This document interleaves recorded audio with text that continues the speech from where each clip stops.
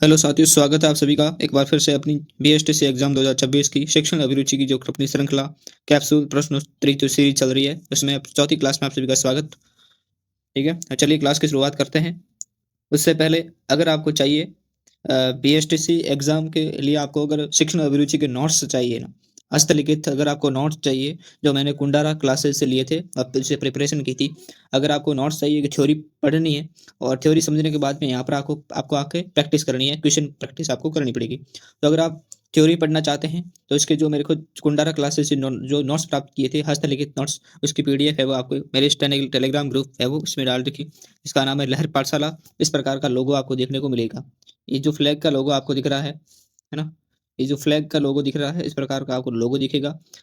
इस प्रकार से आप लोग आए वो नाम टाइप करोगे तो लहर पाठशाला नाम से, तो इस प्रकार का आपको लोगो दिखेगा। इसमें आपको एंट्री करनी है। जैसे आपको वहां पर आपको क्लासेस की पीडीएफ और जो बीएसटीसी शिक्षण अभिरुचि के जो भी हस्तलिखित नोट्स है वो आपको वहां पर प्रोवाइड करवा दिए गए हैं। ठीक है, तो इस प्रकार से ग्रुप का कुछ बायो है, वहां पे आपको जरूर जुड़े। चलिए, तो एक मोटिवेशन कोटेशन के साथ में आप आज की शुरुआत करते हैं।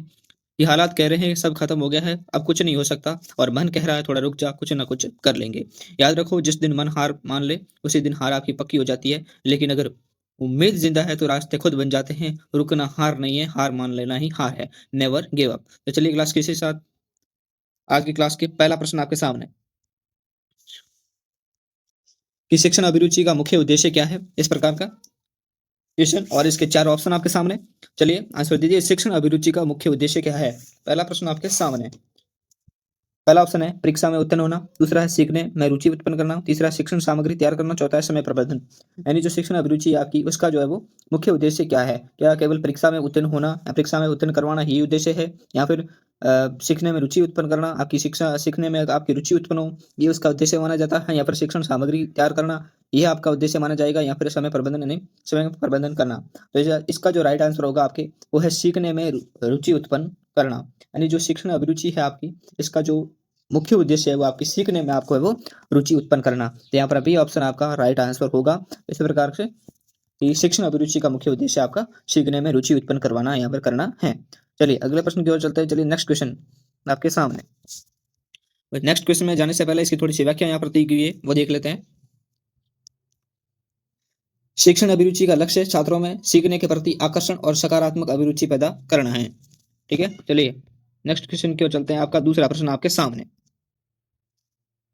दूसरा प्रश्न आपके सामने, अधिगम शब्द का अर्थ बताना है। अधिगम शब्द का अर्थ क्या है। अधिगम शब्द का अर्थ क्या है वो आपको बताना है। पहला ऑप्शन है सिखाना, सीखना, या फिर आयोजन, या फिर परीक्षण। अधिगम शब्द का अर्थ क्या है। सिखाना है, सीखना है, आयोजन करना है, या फिर परीक्षण करना है। अधिगम शब्द की बात करें तो अधिगम शब्द का अर्थ है सीखना, है ना, जिससे आपको सीखना चाहिए, सीखना। तो अधिगम शब्द का अर्थ है सीखना, तो यहाँ पर आपका बी ऑप्शन राइट आंसर हो जाएगा। चलिए अगले प्रश्न की ओर चलते हैं। नेक्स्ट प्रश्न आपका तीसरा प्रश्न। ये रहा आपका तीसरा प्रश्न आपके सामने।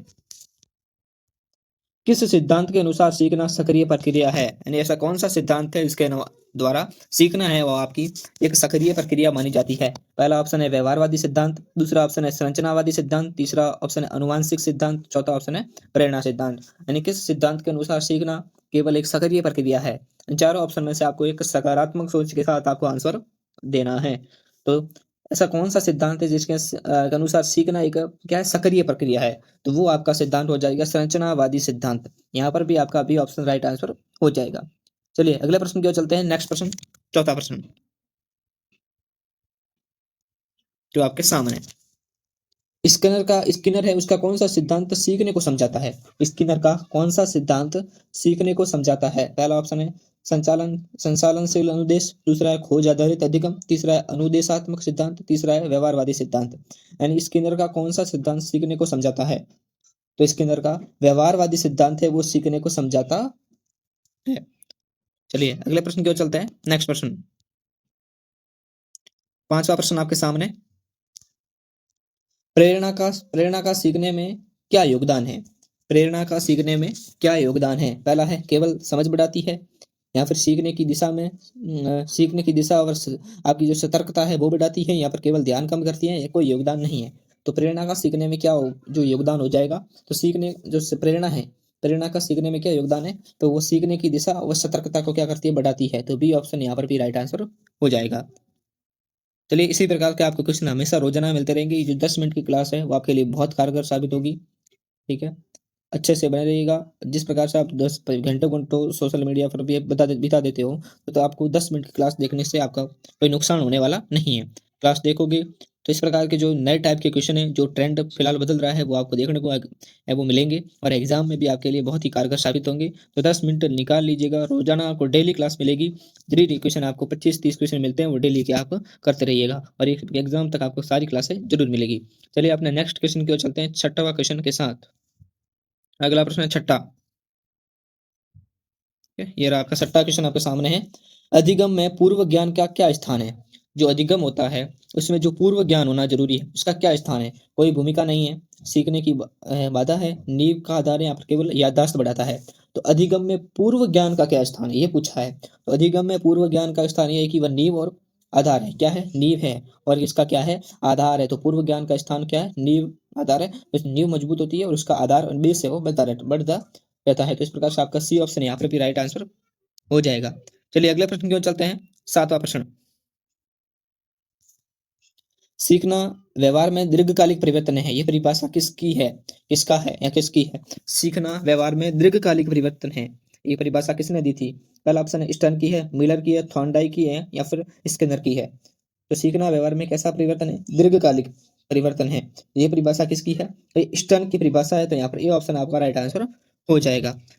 चलिए नेक्स्ट क्वेश्चन, अगला प्रश्न। अवलोकन के माध्यम से सीखना किस सिद्धांत से संबंधित है? अवलोकन के माध्यम से सीखना किस सिद्धांत से संबंधित है? पहला ऑप्शन है सामाजिक सीख सिद्धांत, दूसरा है जैविक सिद्धांत, तीसरा है प्रेरणा सिद्धांत, चौथा है संज्ञानात्मक सिद्धांत। तो अवलोकन के माध्यम से सीखना किस सिद्धांत से संबंधित है? तो ये आपका ऑप्शन हो जाएगा यहाँ पर भी राइट आंसर, सामाजिक सीख सिद्धांत पर आधारित है। तो यहाँ पर ये ऑप्शन आपका राइट आंसर हो जाएगा। चलिए अगले प्रश्न की ओर चलते हैं, थोड़ी इसकी व्याख्या भी देख लेते हैं। बंडूरा का सामाजिक सिद्धांत अवलोकन और अनुकरण को सीखने का आधार मानता है। जो बंडूरा का जो वो सामाजिक सिद्धांत है, वो अवलोकन को अनुकरण को सीखने का आधार मानता है। चलिए अगले प्रश्न की ओर चलते हैं, 9वां प्रश्न। ट्रायल और एरर, ये दो सीखने में किसका उपयोग है? ट्रायल होता है और एक एरर होता है। तो सीखने में किसका उपयोग है? ट्रायल और एरर सीखने में किसका उपयोग है? प्रकृति का है, अभ्यास का है, अन्वेषण का है, या प्रतिक्रिया का है? तो ट्रायल और एरर होता है, उसमें तो सीखने का क्या जो होता है वो उपयोग है। तो इसमें जो आपका अभ्यास जो होता है वो होता है। ट्रायल और एरर सीखने में किसका उपयोग है? तो अभ्यास का उपयोग है। चलिए इसकी थोड़ी व्याख्या दिखा देता हूं मैं आपको। ट्रायल और एरर के बारे में देखिए। ट्रायल ट्रायल और एरर में अभ्यास द्वारा शुद्ध उत्तर तक पहुंचा जा सकता है।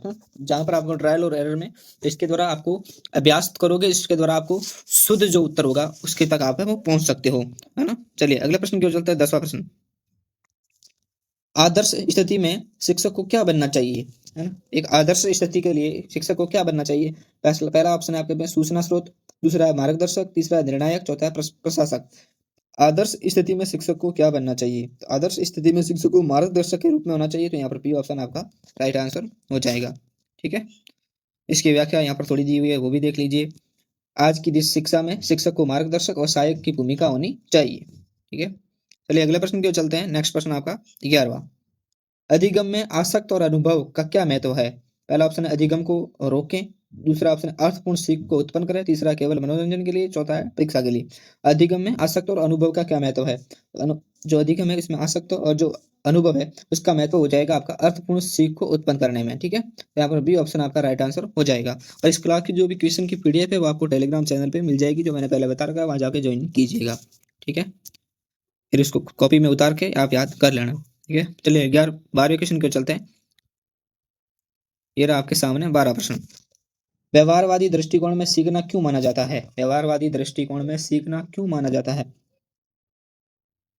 क्यों माना जाता है? क्योंकि ये अंत प्रक्रिया है या बाह्य प्रतिक्रिया है?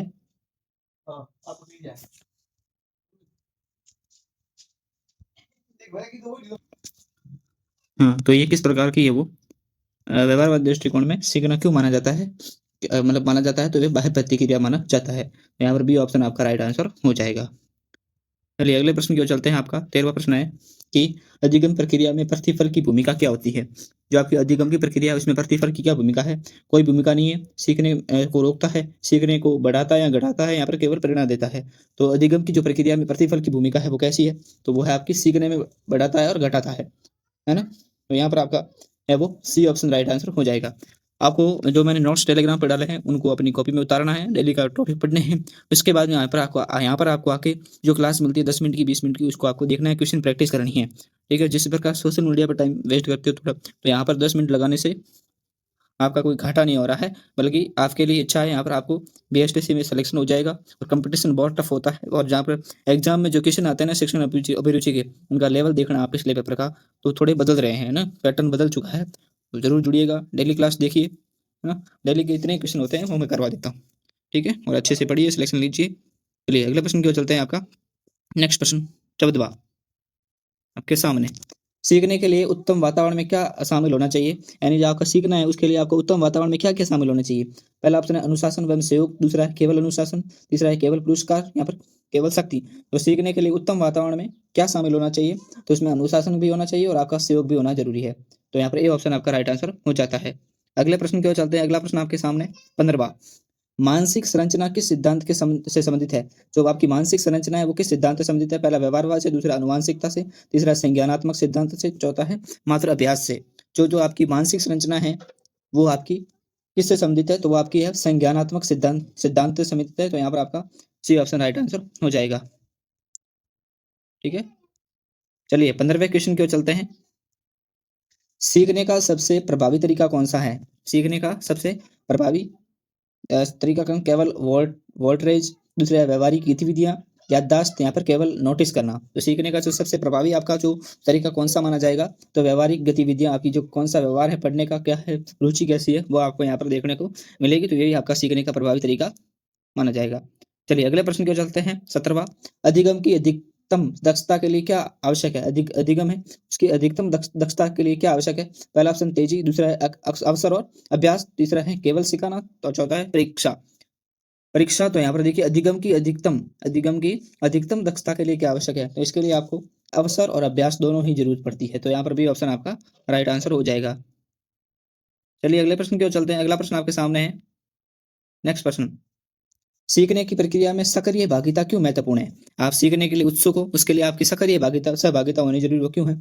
शिक्षक के लिए, शिक्षार्थी के लिए, अभिभावक के लिए, यहाँ पर केवल प्रशासन के लिए। तो सीखने की प्रक्रिया में जो सक्रिय सहभागिता है वो क्यों महत्वपूर्ण है? क्योंकि वह शिक्षार्थी के लिए महत्वपूर्ण है ना। सीखने के लिए प्रक्रिया में सक्रिय भागीदारी क्यों महत्वपूर्ण है? आपकी शिक्षार्थी के लिए आपकी ये योजना है वो महत्वपूर्ण। ठीक है, इसके साथ में आपका 19वां प्रश्न है कि प्रतिस्थापन अधिगम किस प्रकार का है? तो प्रतिस्थापन जो आपका अधिगम है वो किस प्रकार का है? पहला परिवर्तन, दूसरा प्रतिक्रिया, तीसरा याददाश्त में प्रतिस्थापन, चौथा है समझना। तो प्रतिस्थापन अधिगम किस प्रकार का है? तो आपका जो प्रतिस्थापन जो अधिगम है वो याददाश्त और प्रतिस्थापन है। तो यहाँ पर आपका सी ऑप्शन राइट आंसर हो जाएगा। नेक्स्ट प्रश्न की ओर चलते हैं। अपना 20वां प्रश्न। अधिगम कब अधिक प्रभावी माना जाएगा? पहला ऑप्शन है रटने पर, दूसरा अर्थपूर्ण संगठित रूप से, बिना अभ्यास से या असंबद्ध तथ्यों से। अधिगम प्रभावी कब माना जाएगा? अर्थपूर्ण होगा और संगठित रूप से माना जाएगा। तो यहाँ पर भी ऑप्शन आपका राइट आंसर हो जाएगा। अगले प्रश्न की ओर चलते हैं। अगला प्रश्न है शिक्षा में सक्रिय अधिगम का अर्थ बताइए। शिक्षा में सक्रिय अधिगम का अर्थ बताना है। पहला ऑप्शन है शिक्षक का अधिक बोलना, दूसरा है शिक्षार्थी का भाग लेना, तीसरा है केवल पठन, यहाँ पर केवल लिखना। तो शिक्षा में जो सक्रिय अधिगम का अर्थ है वो आपका है शिक्षार्थी द्वारा भाग लेना। तो यहाँ पर बी ऑप्शन आपका राइट आंसर हो जाता है। चलिए अगले प्रश्न की ओर चलते हैं। 22वां प्रश्न है प्रेरणा को बढ़ावा देने वाला तत्व क्या है? देखो आप क्लास लोगे तो आपको जो बोल बोल के है वो क्वेश्चन पढ़ाए जा रहे हैं, उन क्वेश्चन को सुनोगे तो यहाँ पर देखे हुए क्वेश्चन होंगे, उसके बाद में पीडीएफ पढ़ोगे, उसको नोट में लिखोगे तो आपको जल्दी चीजें याद होगी। तो प्रेरणा को बढ़ावा देने का वाला तत्व क्या है? वह है पुरस्कार, है कठोर अनुशासन, है कोई नहीं। तो देखिए प्रेरणा को बढ़ावा देने के लिए जो आपका जो तत्व है वो पुरस्कार माना जाएगा। तो यहाँ पर भी ऑप्शन यहाँ पर भी राइट आंसर हो जाएगा। अगले प्रश्न की ओर चलते हैं कि सीखने में फीडबैक क्यों आवश्यक है? देखो आप सीख रहे हो उसके बाद आप फीडबैक दे रहे हो, क्योंकि निर्भरता के लिए, सुधार और मार्गदर्शन के लिए, समय की बर्बादी के लिए, केवल परीक्षा के लिए। तो सीखने में जो फीडबैक क्यों आवश्यक है? क्योंकि सुधार होता है और उसके बाद में मार्गदर्शक होता है। तो यहाँ पर भी ऑप्शन आपका राइट आंसर हो जाएगा, है ना। यहाँ पर है कि फीडबैक विद्यार्थी को त्रुटि सुधार और प्रगति मार्गदर्शन मिलता है। आज की क्लास का यही एंड करते हैं, मिलते हैं नेक्स्ट क्लास में। क्लास कैसी लगी वीडियो को लाइक कीजिए, शेयर कीजिए, कमेंट में ज़रूर बताना। इसी प्रकार के आप क्वेश्चन चाहते हो, ज़रूर से ज़रूर मेरे साथ जुड़िए, सब्सक्राइब कीजिए। आपके एग्ज़ाम तक आपके क्वेश्चन करवाने की ज़िम्मेदारी मेरी लेता हूँ और इसके अलावा शिक्षण अभिरुचि के अलावा यहाँ पर दूसरी और कोई भी वीडियो आपको देखने को नहीं मिलेगी। थैंक यू, धन्यवाद, राम-राम।